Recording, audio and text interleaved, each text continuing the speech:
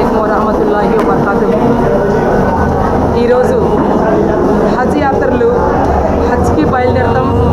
మరి విజయవాడ నడిబొట్టిన నుంచి ముసాఫిర్ ఖానా దగ్గర నుంచి ఈరోజు వీళ్ళంతా కూడా హజ్ యాత్రలు కుటుంబాలతో సహా కొంతమంది ఫ్యామిలీలు ఏ రకంగా చక్కగా బయలుదేరుతున్నారు.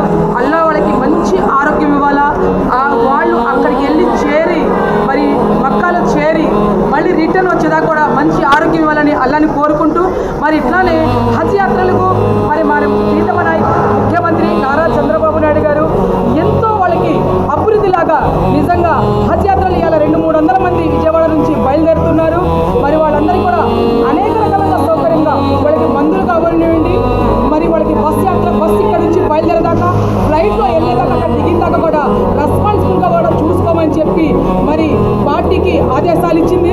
అట్లానే అల్లా మరి ఆయనకి మంచి ఆరోగ్యం ఇవ్వాలని మరి ఇంకోటి కోరుతున్నాము.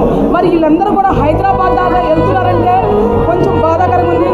అల్లా మంచి ఆరోగ్యం ఇస్తే మరి నారా చంద్రబాబు నాయుడు నెక్స్ట్ ఇయర్కి మరి ఇంటర్నేషనల్ ఎయిర్పోర్ట్ ఇక్కడ అవుతుంది కాబట్టి మన వాళ్ళు గన్నవరం నుంచే బయలుదేరతారు కాబట్టి ఈసారి నెక్స్ట్ ఇయర్ హజ్కి వెళ్ళే వాళ్ళంతా